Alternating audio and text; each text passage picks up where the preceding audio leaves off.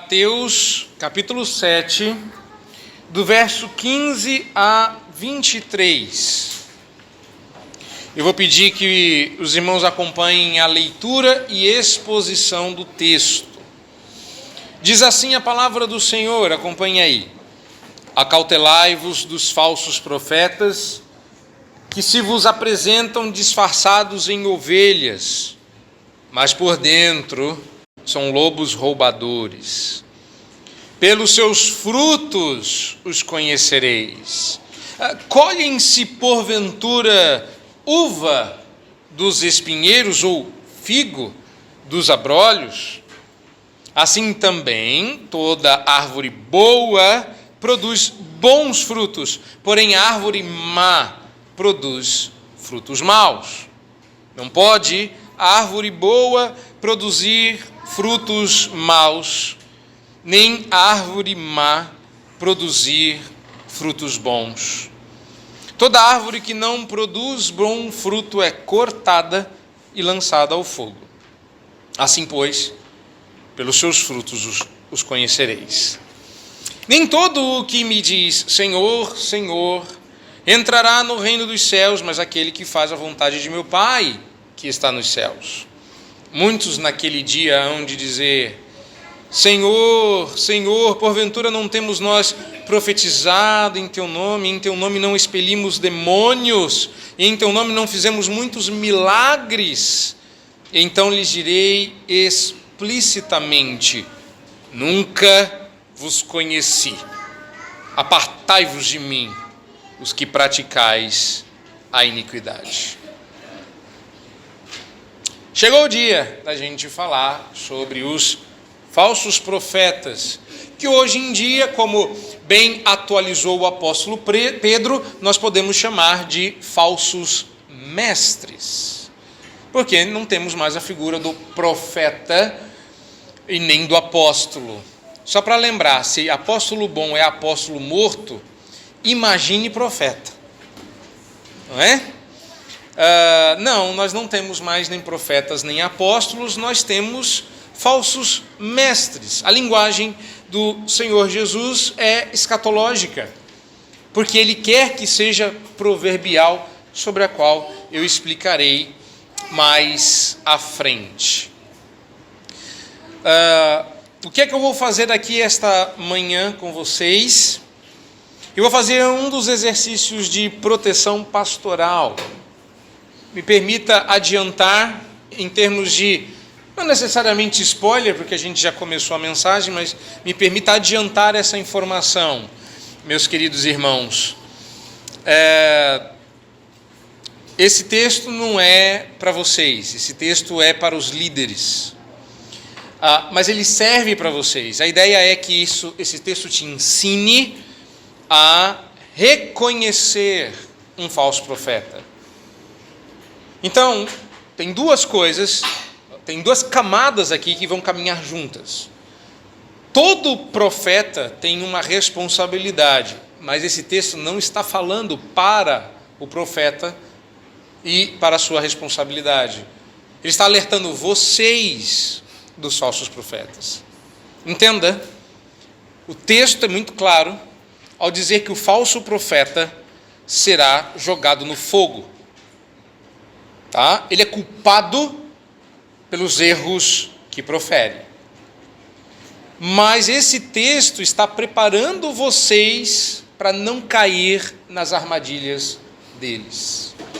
Eles são enganadores e usarão da sua ingenuidade, da sua ignorância, do seu descuido, mas cair nesta armadilha será culpa sua. Dureza, né?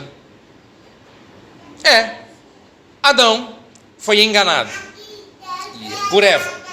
Eva foi enganada pela serpente. O único culpado foi Satanás, certo? Todo mundo sabe que não. Quer dizer que se eu caio em uma situação para a qual eu fui alertado, eu tenho participação? Tem. de ser enganado. O que eu vou fazer hoje, então, não é ficar falando mal de falsos profetas, senão o sermão nunca acabaria. E eu faço isso. E agora você entendeu o porquê. É função do pastor proteger as suas ovelhas, como o Senhor Jesus está protegendo aqui os seus seguidores. Ele é o supremo pastor, todos nós somos suas ovelhas, mas é importante que eu faça esse exercício. Então, deixe-me me dizer que em alguns momentos a coisa vai ficar mais dramática. Não hoje. O que eu estou dizendo é que hoje eu vou seguir essa estrutura ao longo do meu pastorado. E de vez em quando você vai me ouvir, já ouviram, não é novidade, que eu critico sem dó. Só não falo o nome para não ser citado judicialmente. Mas sem dó, com clareza suficiente para que vocês entendam que há falsos mestres, vocês devem reconhecê-los e vocês devem recusá-los. E a questão é, o senhor quer exclusividade e quer que todo mundo fique na sua igreja? Bom, primeiro, eu não tenho uma igreja. A igreja de Cristo. Segundo, que eu não tenho ovelha. Elas são de Jesus. Terceiro, meu trabalho é alertá-los para que vocês não se percam do pastoreio dele. E sim, há falsos mestres para os quais você devia dar atenção com o expresso intuito de evitá-los, sim. Como é que faz? Como é que o pastor protege a sua igreja? Com instrução, com ensino. E nós temos buscado aqui dar muito ensino para que vocês sejam protegidos. Igreja onde o pastor é paz e amor, onde a mensagem é água com açúcar, que você já põe direto água com açúcar no café para estragar do começo o café. Quando, na melhor das hipóteses, o suco servido é groselha aguada. Sabe aquela igrejinha leve, gostosa, que a mensagem não é confrontadora, não tem muito conteúdo, dá até para participar do culto sem prestar muita atenção, porque no final a lição é sempre a mesma. O pastor é sambista de uma nota só. É mais fácil. Já teve gente que reclamou, não dá para vir no culto se eu não levar um caderno, é tanta coisa que eu me perco. Não. É pouca coisa que você perde. Com pouca coisa você se perde. Com muita, você se resguarda. E é por isso que, esta manhã, eu quero falar-lhes sobre como nós reconhecemos um falso profeta. Agora, lembre-se do contexto em que essas palavras estão inseridas, para que ela lhes faça sentido. O que torna o caminho estreito, sobre o qual o Senhor Jesus estava falando anteriormente, tão difícil de achar, é a multidão, a quantidade de camelô, de vendedor ambulante, de gente chamando a sua atenção na frente das portas.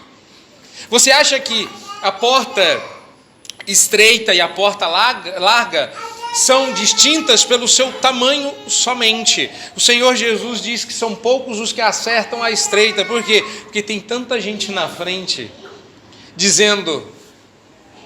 Sabe quando você vai num evento e aquelas pessoas ficam na frente dos estacionamentos dizendo, e às vezes tem 4, 5, que você fala assim, gente, deve ser aqui que estaciona, e não é, ele está sempre te indicando o estacionamento mais caro, porque o mais barato não tem ninguém. Já passou por isso? Você já passou por algum lugar onde, por exemplo, você está indo numa dessas ruas de venda no final do ano, todo mundo sabe o que você quer, e aí ele começa a perguntar, quer comprar isso? É aqui. Nossa, olha só, que benefício. E muita gente, às vezes você sabe até onde quer ir, mas tem tanta gente na frente que você não acha. Falei, gente, passei, onde que estava a loja mesmo? Tem uma multidão de vendedores mentirosos na frente da porta estreita. É difícil achar. O Senhor Jesus está nos dando um mapa seguro para que você não se perca. Ao finalizar o Sermão do Monte, ele nos proveu 3 duplas: 2 estradas, 2 árvores, 2 fundamentos. Vimos as 2 estradas ou as 2 portas, agora nós vamos ver as 2 árvores ou as 2 posturas. E o que essas 2 árvores nos ensinam? Calma, ainda não comecei os pontos. Mas você precisa entender aonde que o Senhor Jesus quer chegar. Até porque a figura é auto-evidente, não é? A árvore boa produz bom fruto, a árvore má produz fruto mau. Como reconhecer um falso profeta? Esse é um exercício necessário porque eles se apresentam disfarçados. O que essa metáfora está nos ensinando é que não é tão fácil como você pensa reconhecer um falso profeta. A gente acha que sabe quem é. E de vez em quando nós somos surpreendidos. Ontem eu estive em um curso de dia inteiro e eu comecei de uma forma que eu fui prontamente criticado. Aí uma das pessoas que estavam presentes disse assim: todo mundo sabe que esse cabra aí não presta. Por que você começou por ele? Vai logo no que interessa. Eu falei: olha, veja bem, minha senhora. A senhora sabe que ele não presta, mas tem gente aqui que não sabe. Agora vamos ver se os outros 3 que eu trouxe a senhora sabia que não prestava. E aí ela falou: tá bom, vamos ver. Brava. 3 pessoas vieram depois me procurar. Eu cheguei aqui hoje, eu era favorável a ele. Hoje eu estou saindo com o pé atrás. Eu comecei falando de Freud, passei por Jung. Tinha gente falando assim: eu gostava de Jung. Agora, depois que o senhor falou, não tem como gostar mais, uai. O que será que eu falei, né? Eu não falei nada, eu passei por uma floresta psicológica e saí colhendo frutos. Enchi meu cesto de frutos e apresentei na minha banca de feira. E falei assim: não é para levar, isso aqui é só uma amostra, é uma feira de ciências. Olha aqui, olha o fruto. E eles começaram a olhar e falar assim: não sabia que esse era o fruto que dava nessa árvore. É sobre isso. Nosso trabalho, pastores fiéis, profetas fiéis, mestres fiéis, ia lá e está se chamando de fiel. Você queria que eu me chamasse do quê? De falso? Eu prefiro ser contado entre os fiéis, obviamente. O nosso trabalho é mostrar os frutos e dizer: não ponha isso na boca. Morei numa casa no Rio de Janeiro que dava umas frutinhas que eu nunca soube para que servia. E no mesmo lugar, no mesmo canteirinho, tinha um limoeiro que também nunca deu nada. Meu sonho era que eu descobrisse do que eram feitas as árvores. As folhas tinham um cheiro característico. Eu detestava todas aquelas árvores que minha mãe pegava uma vara, limpava ela e deixava ela, não era marmelo, mas eu não sei do que era, eu sei que era cítrico. Entenderam? Alguém sentiu a minha dor. O fruto determinava. Quando eu já pastor, já em outra situação, estávamos fazendo uma reunião na casa de um pastor, casa alugada, e aí ele não sabia do que era a árvore que tinha no quintal dele. Todo mundo saiu, e você sabe como é, né? Sempre tem um botânico especialista formado em administração que sabe do que é. Aí começou, rasparam o tronco, cheiraram, cortaram a folha, rasparam o tronco no braço, tudo, ninguém sabia do que era a árvore. Aí alguém, né? Tem 14 pastores lá, alguém lembrou dessa história. Falou assim: Jesus disse que pelos frutos os conhecereis. Fomos caçar o fruto. Voltamos sem saber do que era a árvore, porque a árvore não tinha fruto. Eu não estou contando história a esmo, não. Essa ilustração tem um problema. Esse é o drama. Esse é o drama. Esse exercício é necessário porque o lobo vem disfarçado de ovelha. Mas ele é lobo. Seu interesse é satisfazer sua própria fome às custas da carne do rebanho. Olha, o lobo não tem benefício. Mas a gente sempre quer aproveitar um pouquinho da ferocidade do lobo, da sagacidade do lobo. Cuidado, o lobo só tem um interesse: se alimentar, e você é a presa. Então, o problema é que a presença do lobo é inevitável. Por exemplo, em Mateus 24, lá no final do Evangelho, o Senhor Jesus adverte que eles certamente virão, dizendo que surgirão muitos falsos profetas e enganarão a muitos. Não só Jesus. Perto do fim do seu ministério, o apóstolo Paulo também advertiu os anciãos da igreja de Éfeso quanto à futura presença de falsos mestres, usando a mesmíssima metáfora. Quiser conferir, está em Atos 20, 29 a 31. Paulo diz: eu sei que depois da minha partida, lobos cruéis entrarão no meio de vós e não pouparão o rebanho. Mesmo entre vós mesmos se levantarão homens e distorcerão a verdade, a fim de atrair discípulos para si. Fiquem atentos. Acautelai-vos. Está escrito isso, só você olhar lá.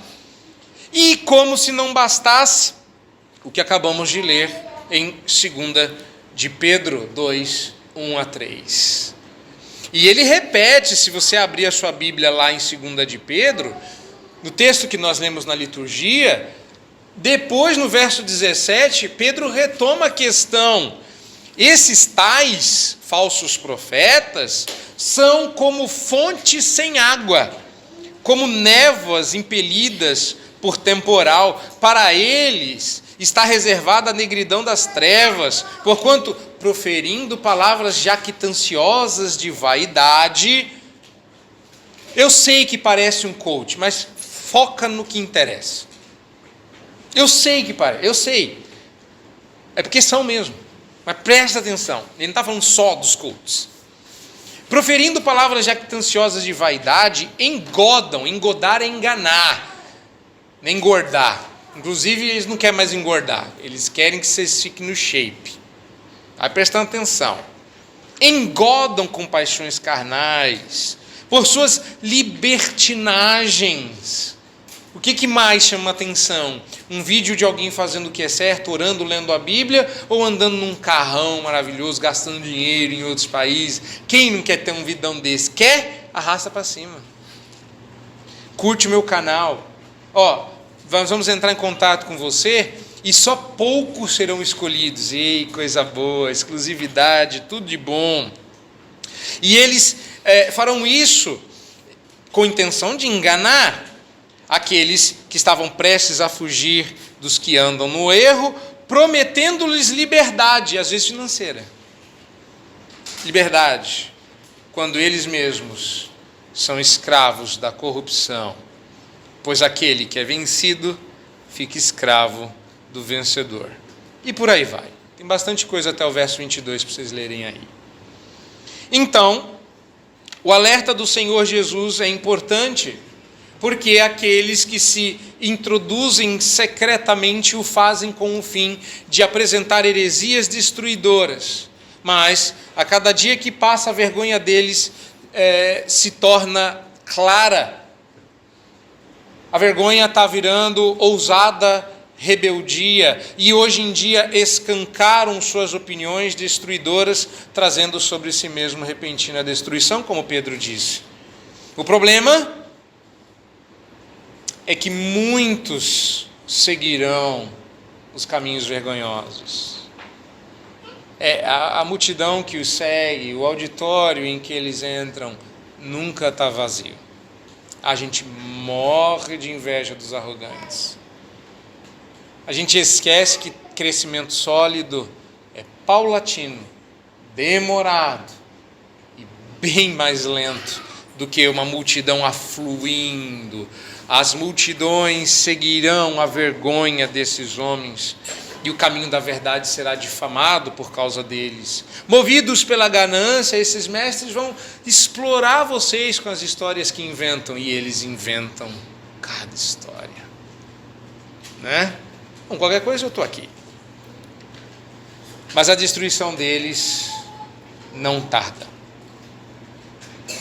Eu não estou falando de um, nem de dois, nem de três. Eu estou falando de todos que querem atualizar sua Bíblia. Eu estou falando de todos os que querem prometer a você riquezas neste mundo às custas dos tesouros eternos. Eu não estou falando só dos seculares, estou falando de todos. Todos. E já aconteceu do meu tiro ser apontado para um lado e a pessoa identificar outro. E dizer assim, você falou mal de fulano, e eu nem saber quem fulano era. Coisa boa, né? Identificá-los, portanto, é fundamental no processo de proteger vocês da influência nefasta de suas ideias e posturas. E quem tem que identificá-los sou eu? Não, são vocês. Até porque vocês têm que observar todos os que ocupam este púlpito. Eu vou ter muito cuidado com isso. Sei que vocês vão usar esse critério contra mim. E eu acho bom, que quem não deve, não teme. Você acha que consegue reconhecer um falso profeta? De pronto. Não vou pedir para você levantar a mão. Talvez você diga, eu sei. Então que bom, mas confere com o parâmetro de Jesus, vê se sua calibragem está boa. Alguns cristãos têm orgulho de dizer que conseguem, mas Jesus diz que isso nem sempre é fácil. O falso profeta vem costumeiramente travestido de ovelha, ele é um lobo. Se fosse fácil, não precisava de dica, de método, não precisava de Jesus explicar. Era só dizer, toma cuidado com os lobos. Mas ele está dizendo, presta atenção, porque ele vem disfarçado. Então essa lição é importante. E atenção a ela. São duas formas que você vai aprender, que são, segundo o Senhor Jesus, inequívocas. Olhando isso, você reconhece um falso profeta. A primeira coisa que ele vai dizer vai do verso 16 a 20. Essa é a primeira maneira que você identifica um falso profeta. A segunda maneira vai do 21 ao 23. São duas formas de você identificar um falso profeta. O falso profeta é identificado por seus frutos. Isso aí só não traduzi, isso aí eu estou lendo, eu sei. Mas essa é a verdade. O problema é que você tem que, por mais óbvio que pareça, entender o que esse texto quer chamar de fruto. Primeiro, o que é um falso profeta? Falso profeta, a gente pensa que é só aquela pessoa que adivinha o futuro e erra. O problema é que quando ele acerta, a gente acha que é profeta bom, não é? Mas, na verdade, os profetas, quando falavam do futuro, era só uma parte muito pequena do seu ofício. O ministério do profeta tinha como tarefa básica anunciar, não só prever a palavra de Deus. O profeta é aquele que fala em nome do Senhor. O profeta é aquele que anuncia a verdade de Deus. Quem tem o controle da verdade é o Senhor. Nós somos profetas da sua verdade. Quando a verdade de Deus não está sendo proferida, somos falsos profetas. Claro, aqui de novo, eu vou de vez em quando fazer uma aplicação para vocês, mas isso é para que vocês percebam a liderança, perceber quem você deve seguir no seu Instagram, quem que você deve curtir nos vídeos que você assiste, quem você deve deixar entrar no seu coração, que livros você deve ler. Não, eu não me engano. Eu sei que eu não sou a única pessoa que vocês ouvem. Eu sei disso. Eu não sei todos que vocês ouvem. De vez em quando aparece para mim umas coisas esquisitas, eu vejo que vocês curtiram e eu chamo vocês para conversar. Mas eu não sei tudo. Mas a responsabilidade de botar lixo para dentro do coração é de vocês, não é minha. Eu sei que eu sou o pastor de vocês, mas eu não sei se eu sou o único. E esse é o problema. No sentido humano, obviamente, que o pastor de todos nós é Cristo. Então o pastor ou o profeta deve explicar e aplicar a verdade à vida das pessoas e anunciar o futuro conforme Deus anuncia. Hoje eu vou ser profeta, eu vou falar do futuro. Não vou falar do seu futuro. Mas é que a Bíblia diz que a árvore má vai ser jogada no fogo, está no verso 19. Isso aí é profecia. Então, de forma simples, o profeta é alguém que fala em nome de Deus. E nós reconhecemos um líder segundo o coração de Deus por sua fidelidade à palavra de Deus.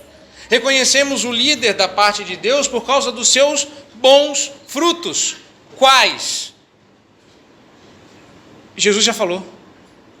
Se você volta no capítulo 3, verso 8, você vai ver que frutos, os frutos dignos de arrependimento. Está lá em Mateus 3, 8. Produzi, pois, frutos dignos de arrependimento. Os frutos não são a genealogia. Começa a dizer que você é filho de Abraão. Não. O problema é que às vezes a fé e as coisas que eles falam não está exatamente errado. Esse é o pior. Porque, vamos lá, o herege, desculpa a expressão, o herege bobo, fala besteira e a gente pega. Todo herege deixa escapar alguma coisa, fica tranquilo. Dá para pegar porque a boca fala do que está cheio o coração. Mas às vezes a fé deles é perfeitamente ortodoxa. Então o objetivo desses versículos não é ameaçar o falso profeta em si. Existe uma ameaça, como eu falei, mas incentivar os discípulos a identificá-lo, discípulos comuns como nós. Vocês os conhecerão pelos frutos. O ponto de toda essa passagem é que os santos devem se manter atentos todo o tempo para ter certeza de que seus líderes estão cumprindo o seu chamado. Eu garanto para vocês que é mais fácil, por mais difícil que seja, falar a verdade do que viver a verdade. Se você já tentou evangelizar alguém, você já percebeu isso. A nossa desculpa é: somos todos pecadores, mas você pode trocar por somos todos sem vergonha, que está dando no mesmo. Mas eu garanto a vocês que é sempre mais fácil falar do que fazer. Agora, ficar atento para ver se os nossos líderes estão cumprindo o seu chamado, que inclui os presbíteros, eu não vou apanhar sozinho, vai. Vamos diluir isso aí. Mas porque muitos charlatões aparecem ao longo da história da igreja, nós ficamos hipercríticos com os fiéis e hiperpermissivos com os charlatões. Pegamos no pé do fiel, somos chatos com o fiel, cobramos do fiel, mas deixamos passar a heresia. Essa crítica o Senhor vai fazer várias vezes. Vocês comem o mosquito, engole o camelo. Essa crítica existe na palavra de Deus. Então o Senhor Jesus está nos instruindo aqui a fazer o quê? Bom, não ser complacente com os charlatões da atualidade.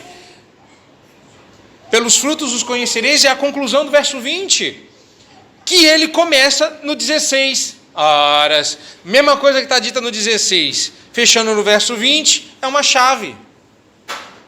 Já deu para perceber que o problema ali é a árvore má e o fruto mau. Versos 16 e 17, dá uma olhada. Pelos seus frutos os conhecereis? Não, colhem-se porventura uva dos espinheiros. Parece que o espinheiro ele dá uma bolinha preta, que obviamente não é um fruto comestível. O ponto que Jesus está fazendo aqui é: a ninguém ocorre que aquele fruto possa ser uma uva. Por quê? Porque está no espinheiro. Não é? Entende? Olha, parece uma uva. Sim, é um espinheiro. Da onde saiu a ideia de que ia sair uva de espinheiro? Não, uva sai de parreira. Parreira não tem espinho. Então não. Parece, mas não é. Por quê? Porque é um espinheiro. O que é o fruto? Para a gente ir direto ao ponto. O fruto do indivíduo não é só o que ele fala, mas o que ele faz. Aquilo é o cômputo, é aquilo que revela o que ele é. Ou seja, um falso profeta nunca conseguirá, de forma consistente, fazer boas obras e ensinar a verdade. Ele vai ensinar a verdade e vai ensinar a heresia. Vai manter a hipocrisia, vai viver a mentira. Mais cedo ou mais tarde, sua verdadeira natureza aparece. Observe também que no verso 18, Jesus fecha a questão. Não pode. Da mesma fonte, o doce e o amargo, se Cristo habita de fato no coração. Ou seja, não há exceção. O aspecto orgânico, natural de uma árvore com os seus frutos é usado aqui pelo Senhor Jesus para indicar a maneira interligada entre a fonte e o seu fim. Eu sei que tem sempre alguém que argumenta que há exceção. Não, dá para tirar coisa boa do lixo. Mas, se as exceções tivessem um lugar, Jesus as teria colocado, porque esse seria o momento.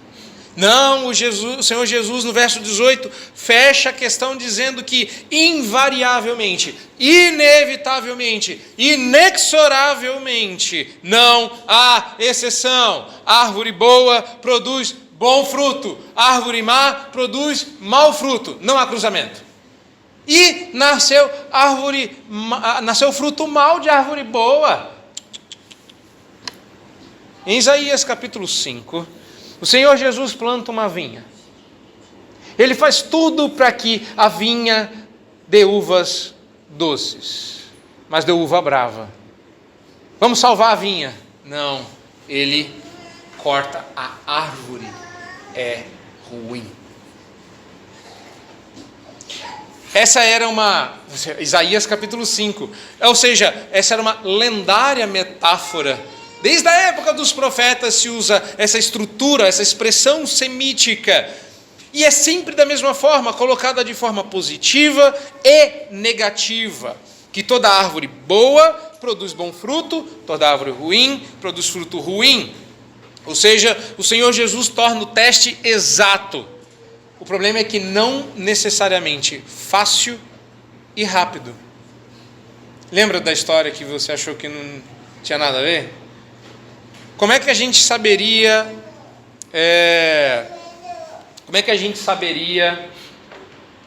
qual era aquela árvore? Só com fruto. Naquela noite, nós fomos embora sem saber que árvore era, porque o fruto não estava ali. E o fruto não iria nascer naquela noite. Pois é, não é fácil e não necessariamente rápido. Pode-se fingir viver de acordo com as normas do reino por um bom tempo. Irmãos, vai acontecer. Não só do meu lado, do tipo, espero que Deus não nos dê a desgraça de abrigarmos um falso profeta, mas certamente um dia nascerá joio no meio do trigo, e durante um bom tempo a gente é enganado. O joio, na sua juventude, parece muito com o trigo. Eles só se diferenciam quando amadurecem, e não dá mais para separar, tem que esperar a colheita para separar joio do trigo. A mesma coisa acontece do lado de cá, mas no fim o indivíduo revela o que faz. Fruto no Novo Testamento é mais do que simplesmente as obras de alguém, é tudo o que esse alguém é uma expressão do seu ser, incluindo como ele age, como ele fala, como ele reage. Não é tão simples. é o cômputo, é a soma. Leva tempo, é chatinho, leva tempo para a gente chegar à conclusão. E nesse processo, algumas coisas ruins podem acontecer. Por isso a gente deve observar para chegar a alguma conclusão.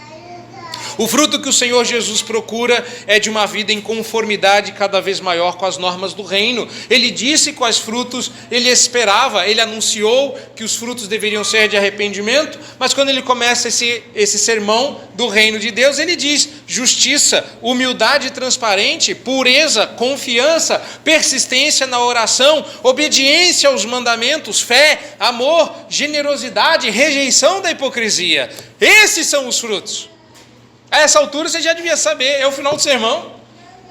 Você já está com o cesto cheio de frutos bons. Ele diz: põe na boca. Tem o gosto dos frutos que você andaram comendo? Não. Pois é. Não sai fruto bom de árvore ruim, nem fruto mau de árvore boa. Se você está comendo meu fruto e ele é bom, o que eu sou? Árvore boa. É isso que o Senhor Jesus está falando. Ele está falando de si. Ele está falando dele, ele está anunciando a ele. É o teste dos frutos. É um guia seguro. Não se trata apenas do conteúdo da mensagem, mas do todo da vida que precisa estar na balança. Jesus se pôs à prova. Ele não só pregou e saiu correndo. Ele deixou que as pessoas se aproximassem dele. Ele experimentou a vida prática. O cotidiano revela. É por isso que acampamento é tão ruim. Não, estou falando de acampamento, é só brincadeira. Acampamento eu acho ótimo, por isso eu acho ruim. É porque em 3 dias eu consigo fingir bem, mas se passar um pouco disso, começa a escapar, começa a frutificar, e nem sempre nasce fruto bom. Acampamento é ruim porque termina cedo. Vocês sempre me entenderam mal. Acampamento bom tem que durar 20 dias. Para dar tempo da gente ver que gosto tem o fruto que nasce. O ruim do acampamento é que ele acaba. De verdade. Porque aí a gente vê do que a pessoa é feita. Graças a Deus ninguém precisa de acampamento, a gente tem vida. Esse é o nosso acampamento, a vida que a gente vive. E hoje em dia todo mundo acampa na internet, dá para ver os frutos. É virtual, mas como diz o reverendo Vadislau, nudez virtual, como é que é? Nudez é real, né? Amizade virtual, nudez real. O pecado é verdadeiro, ainda que a realidade seja virtual. É o todo da vida. Entenda, eu vou tentar ilustrar aqui mais uma vez, e com essa ilustração eu encerro esse ponto. A ilustração que me ocorreu para finalizar foi a de uma música, que é um fenômeno bem comum na música. A letra é boa, mas a música nega a letra. Eu tenho milhões de exemplos. Milhões, irmãos. Eu não vou falar do exemplo que me ocorreu da pessoa, esquecer o que a letra quer dizer, quando fala de um Senhor que nos protege como se fosse um castelo forte, que deveria ser uma música imponente, e dizer para nós, convidar-nos à confiança no Senhor. Mas aí parece que a música chata essa majestade, e faz a gente correr rápido para a lição, sem desfrutar das janelas, da arquitetura, das paredes. Deus é o nosso castelo, forte é o nosso Deus. Esquisito. Ou então quando a gente inverte a letra.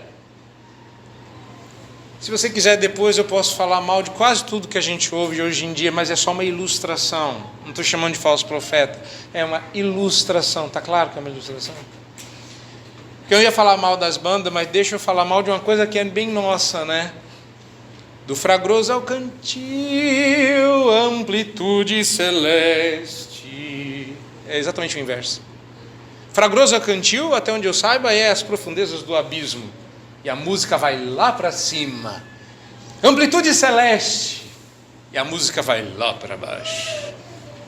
Eu gosto dessas ilustrações, por quê? Porque o perigo está em a gente focar no que está certo e ignorar o que está errado. Sabe quando você inadvertidamente põe uma comida na boca e ela está levemente azeda? E você diz assim, bom, eu vou focar na parte boa, né? Metade do que eu pus na boca está gostoso, a outra metade está azeda. Vamos valorizar a parte boa. Aí você engole, depois você passa mal. Ninguém faz isso. Ninguém vai. Vocês estão se entreolhando, eu estou com medo? Vocês fazem isso? Não, lá normalmente a gente cospe. Quando Deus te pôr na boca, que gosto você vai ter?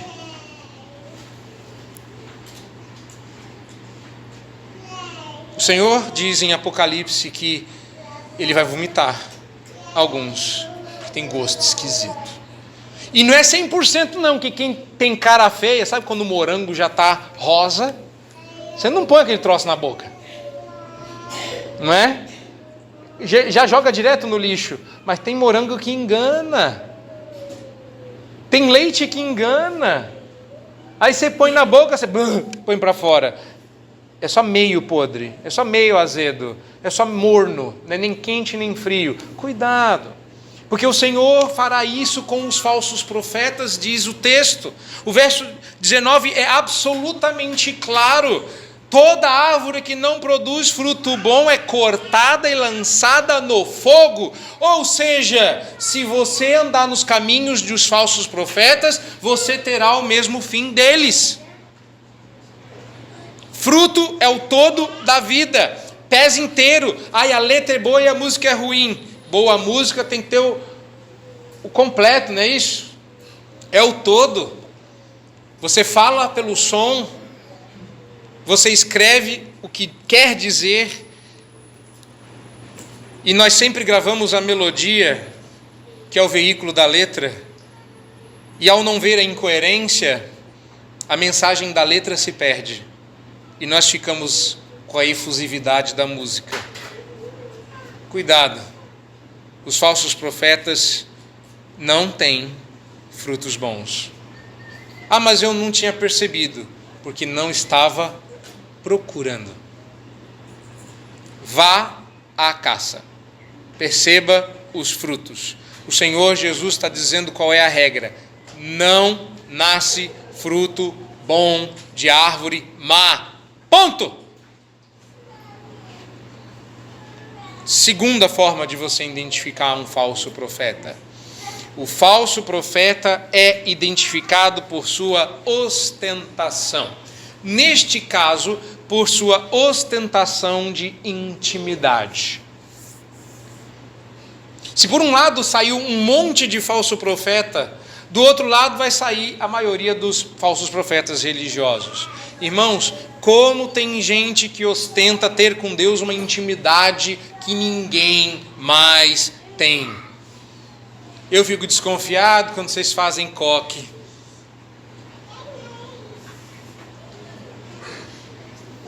Porque toda irmã do coque tem com Deus uma intimidade que ninguém mais tem. Não é isso? Toda igreja tem a irmãzinha da oração, o irmãozinho da consagração. Não é assim?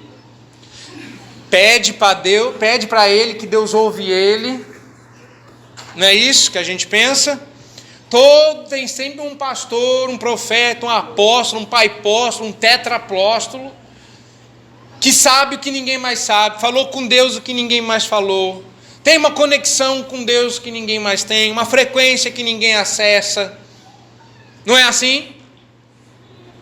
Verso 21 a 23, mas especificamente os dois primeiros, 21 e 22. Nem todo o que me diz Senhor, Senhor entrará no reino dos céus, mas aquele que faz a vontade de meu Pai que estás nos céus. Pois muito naqueles dias hão de dizer Senhor, Senhor. Eu sei que você interpretou isso como eu interpretei a vida inteira. Que as pessoas dirão lá, Senhor, Senhor. Não é isso? Eles pedirão por clemência. Ou então você fala assim, não, tem crente falso. Tem gente que fala assim, Senhor, Senhor. Né? Especialmente na oração. Não tem nada a ver, nada a ver. Nada a ver. Nada a ver. A primeira coisa que eu quero que você note nesse texto, antes de explicar o que significa essa repetição, é o detalhe. O Senhor Jesus, no verso 22, diz que esses homens argumentam que eles profetizaram em seu nome, expeliram demônios em seu nome e fizeram milagres em seu nome. É a primeira coisa que eu quero que você note. Porque Jesus não nega nenhum dos feitos deles. Eu vou repetir, porque é chocante. Muitos dirão naquele dia, porventura não profetizamos em seu nome? Porventura não expelimos demônios em teu nome? Porventura não fizemos muitos milagres em teu nome? E a resposta de Jesus não foi, fizeram não. Não tem, não. Ele entende que isso foi verdade, vocês fizeram isso mesmo. Eles têm um registro impressionante de experiências espirituais. Eles de fato profetizaram em nome de Jesus, de fato exorcizaram demônios em nome de Jesus, e de fato em nome de Jesus realizaram muitos milagres. Estão assustados? Estavam esperando que fosse o contrário? O Senhor não nega nenhuma das alegações, e nós também não negamos. Aliás, os 3 clamores, profecia, exorcismo e milagres, foram feitos por Jesus e seus discípulos. Fizemos igual, essa era a ideia. Nós fizemos igual os seus discípulos. Como esses elementos poderiam ser trazidos para a mesa como evidência de que eles de fato eram espirituais, que de fato desfrutavam do poder, provavam a sua autoridade, Jesus deixa claro aqui, nesse texto, que esses atos não eram suficientes. Ou seja, Deus requer de nós mais do que profecia, exorcismo e milagre. O que sobrou? Sair voando? Brilhar no escuro? Ficar com o cabelo amarelo de tanto poder? Lançar um Hadouken? Gente, o que mais Deus vai pedir para a gente? E eu entendo essa frustração. Malaquias também ficou bravo ao dizer para o povo que Deus exigia, e o povo reclamou. E se Deus não se contenta com nada, que mais Ele quer de nós? Um ribeiro, um rio feito de azeite? Uma nação inteira queimando para a sua glória? Que a gente se mate? Não, eu só queria que vocês obedecessem mesmo. Só. Está lá em Malaquias. Mas também está aqui. O que Deus requer de nós é uma vida de obediência e retidão procedentes da verdade, e não feitos espetaculares. Você reconhece um falso profeta? Porque ele sempre ostenta espiritualidade, nunca obediência. Ninguém ostenta obediência, né? Esquisito. Pois é. Qual é, portanto, a característica essencial do verdadeiro crente, do genuíno discípulo de Cristo, do verdadeiro profeta? Não é fazer uma profissão de fé que chame a atenção de todo mundo, nem ter triunfos espirituais espetaculares, ou afirmar ter muita experiência espiritual diferenciada. A principal característica é a obediência. Olha, eu fiquei muito, não que eu não soubesse, mas eu fiquei muito feliz de descobrir que mamãe estava certa. Minha mãe cresceu, eu cresci ouvindo minha mãe não cresceu, tadinha, minha mãe me criou dizendo assim para mim: Jonatas, o alfabeto do crente é diferente. Em português é ABC, para nós é obedecer. Pode ensinar para as suas crianças. O alfabeto do crente é diferente. É O, B, D, C. Cresci ouvindo isso. Mamãe estava certa. Que pena que mamãe não vai ficar sabendo, porque hoje não teve gravação. Só áudio. Mas ela estava certa. Tem gente que emprega o vocabulário certo, realiza maravilhas espirituais em nome de Jesus e não vai para o céu. Vocês estão ouvindo? Isso é sério. E quem seguir eles vai para o lugar que eles vão. Você sabe o que significa em seu nome, que está aqui no verso 22? Senhor, Senhor, porventura não temos profetizados em teu nome, e em teu nome, e em teu nome. Em teu nome significa em união com você. A afirmação busca enfatizar isso. 3 vezes eles disseram isso, para deixar bem claro, nós tínhamos uma conexão com o Senhor. A gente estava na mesma frequência. Como é possível isso? Eles não estão desesperados, meus queridos. Eles estão tentando convencer o Senhor. Não leia isso errado. Isso aqui é dissimulação. Dissimulação. Eu já tive dó desse povo que diz Senhor, Senhor, né? Não, eles são dissimulados. Aliás, como é que eu sei que eles são dissimulados? Por causa do Senhor, Senhor. Verso 21 e comecinho do verso 22. O Senhor Jesus diz assim, nem todo que diz Senhor, Senhor entrará no reino dos céus. Mas a maioria de nós não sabe o que significa. Há trechos nas Escrituras que a repetição de nomes, que há com H, repetição de nomes.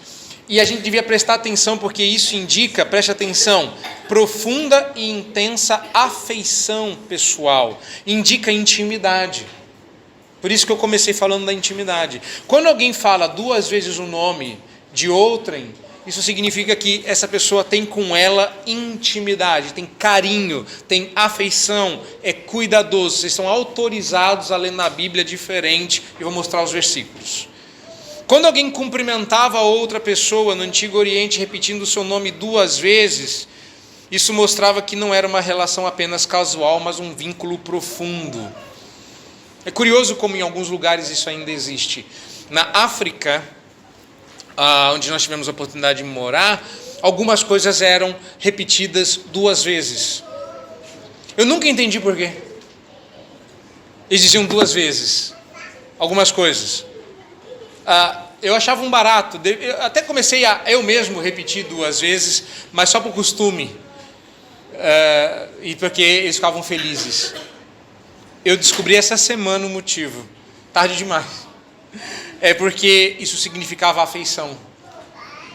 Dá uma olhada, por exemplo, em Gênesis 22:11. Vou mostrar vários, vocês vão ter que abrir a Bíblia em vários lugares, rapidinho.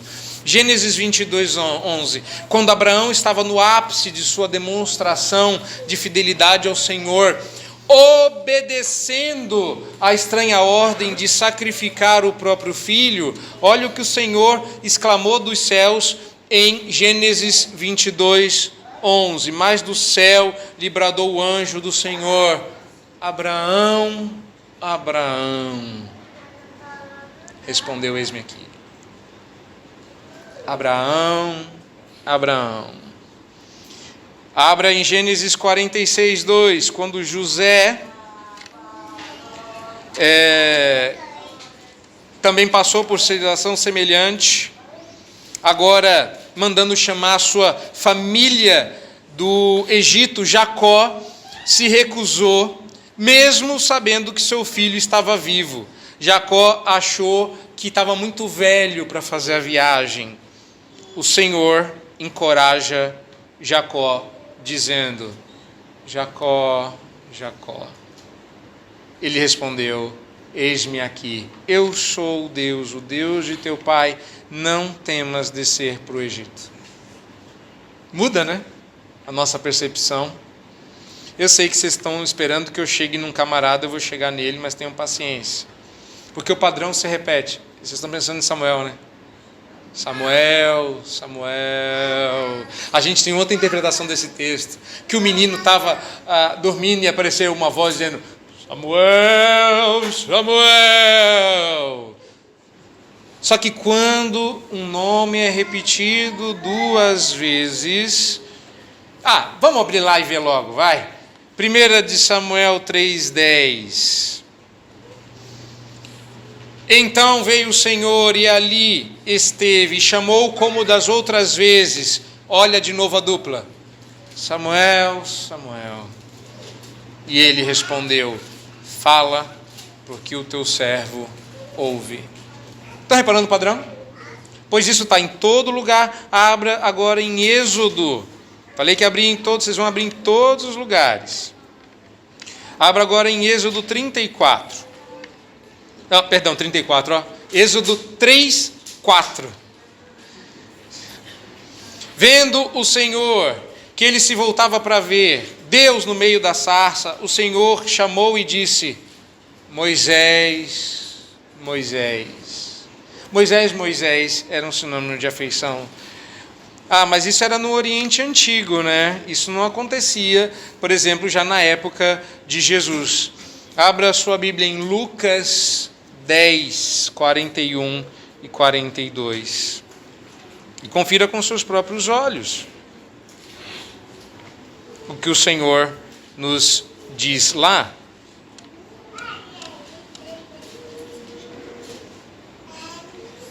Respondeu o Senhor: Marta, Marta. Não é Moisés, Moisés, é Moisés, Moisés. Samuel, Samuel. Marta, Marta. Muda. E é claro que não podia faltar, para mim, o mais emocionante de todos. Atos 9, 4.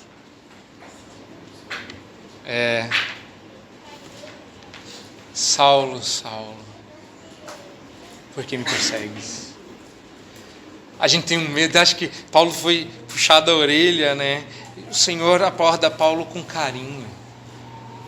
Saulo, Saulo, por que me persegues? O Senhor Jesus está sendo extremamente forte aqui ao dizer: muitos naqueles dias alegarão ter com o Senhor intimidade. Esse é o ponto, percebeu? Senhor, Senhor. Eles têm intimidade com Deus. Eles chamam Deus de paizinho.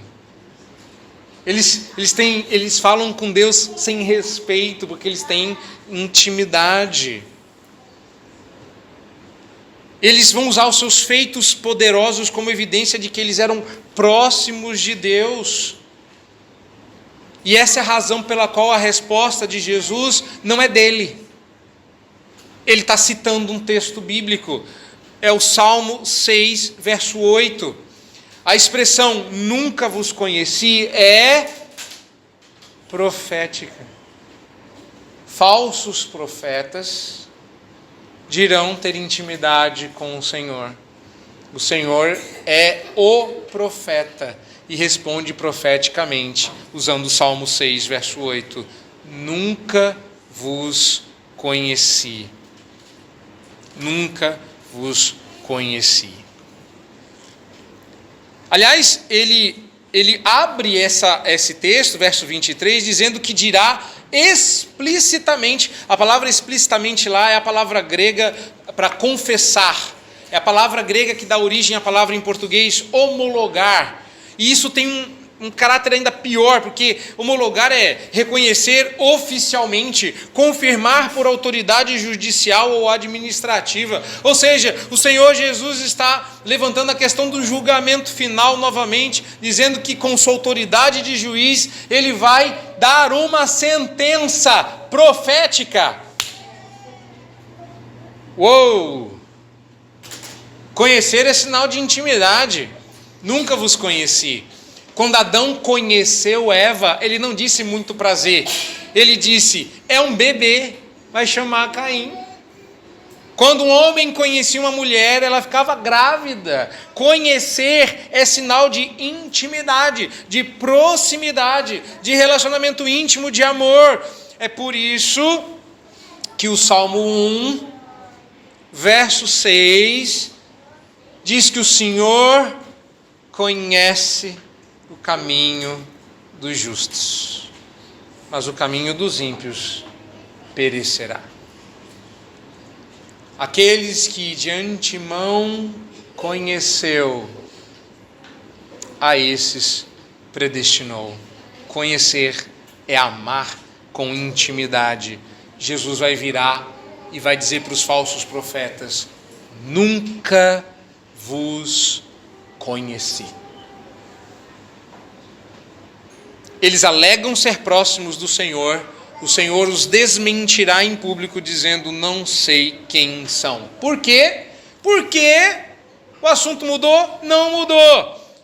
Salmo 25, 14. A intimidade do Senhor é para aqueles que o temem, aos quais ele dará a conhecer a sua aliança. A razão pela qual nós devemos ficar atentos é que esse povo que vai para o julgamento eterno é desobediente. Eles têm obras poderosas, mas não têm nenhuma obediência. A prova definitiva de que alguém pertence ou não a Jesus é ser conhecido dele e fazer o que é bom. Leia-se obediência. Leia-se obediência. Ele disse isso no verso 21. Não adianta alegar intimidade se você não faz a vontade do meu Pai que está nos céus. A vontade do Pai não deve ser admirada, discutida, louvada, debatida. A vontade do Pai deve ser feita. Ela não é analisada de acordo com a teologia, nem louvada por seu alto teor ético. A vontade de Deus é feita. Se você estuda a vontade de Deus, decora a vontade de Deus, debate a vontade de Deus, compreende a vontade de Deus, mas não faz, não vai adiantar nada.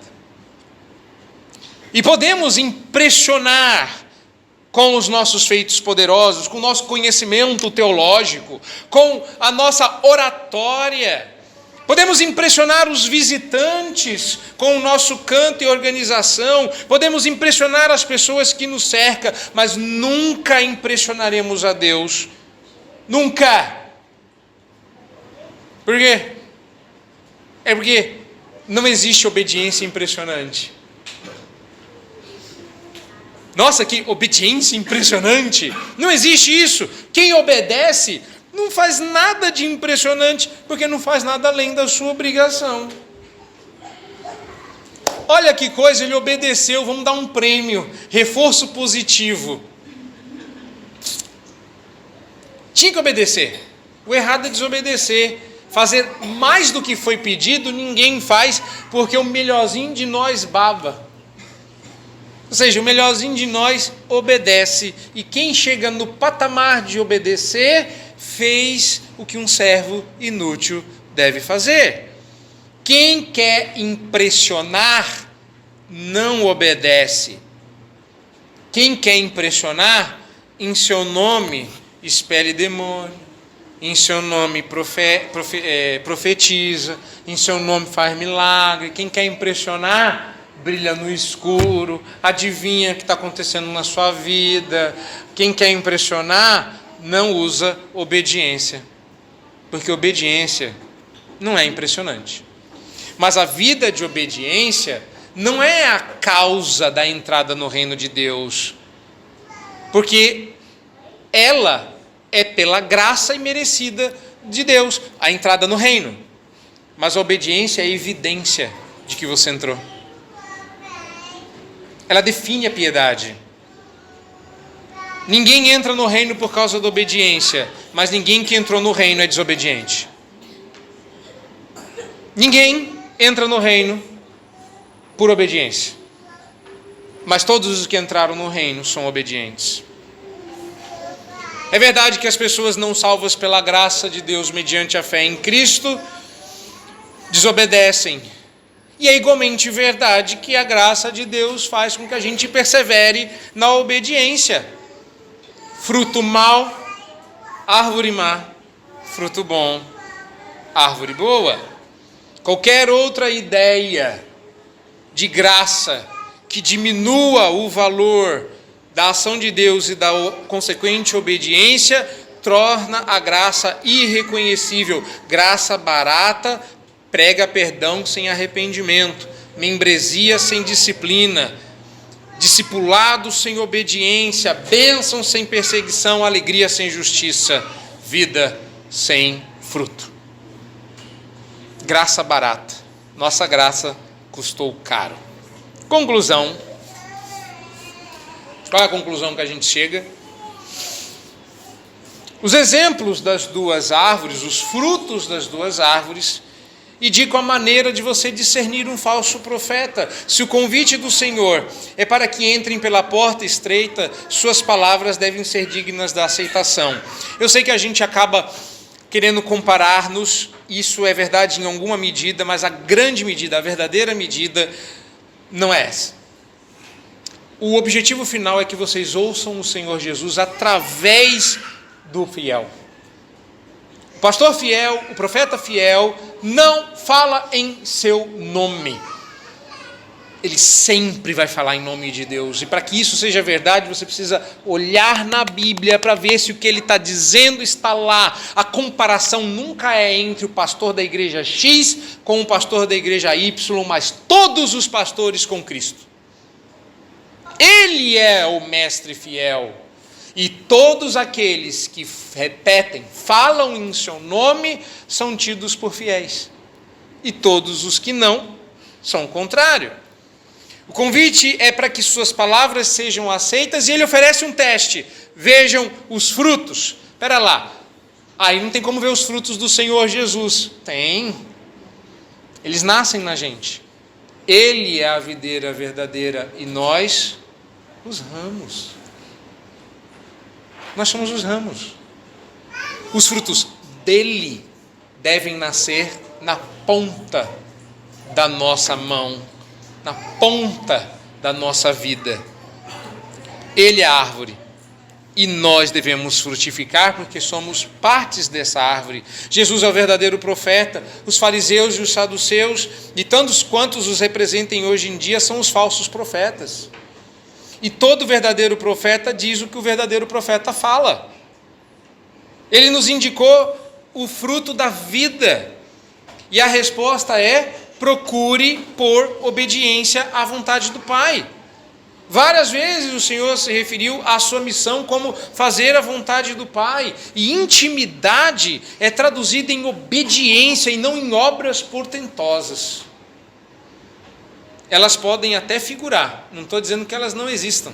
Jesus disse que elas existem, mas isso não prova nada. Fez milagre e obedeceu, ótimo. Fez milagre e não obedeceu, descarta. O teste final é a obediência. Mas esse é o teste final para tudo, irmãos. Para tudo. Se você sabe, se você fala, se você realiza milagres, não é o caso de vocês, né? Mas tem muita gente que faz isso aí. Mas você não obedece, você não tem nada. Você não tem nada. E quem tem Cristo, frutifica. Não é só ter Jesus. Não é só ter fé em Jesus. É uma fé arrependida, como diz o reverendo Vadislau, né? É uma fé arrependida. É uma fé que carrega frutos dignos de arrependimento. Tem que frutificar na sua vida e tem que frutificar na vida daqueles que você segue. A pergunta é: quem você está seguindo? Que frutos eles dão? Que sinais da obediência a Deus você pode elencar? Se você não consegue dar boas respostas para essa pergunta, é muito simples. É só desmarcar o like, é só parar de seguir, é só não acessar, que o algoritmo vai tirar ele da sua timeline. E é parar de deixar essas coisas entrarem no seu coração para começar a seguir a palavra de Deus. Deus tenha misericórdia de nós e assim nos abençoe, em nome do Senhor Jesus. Amém.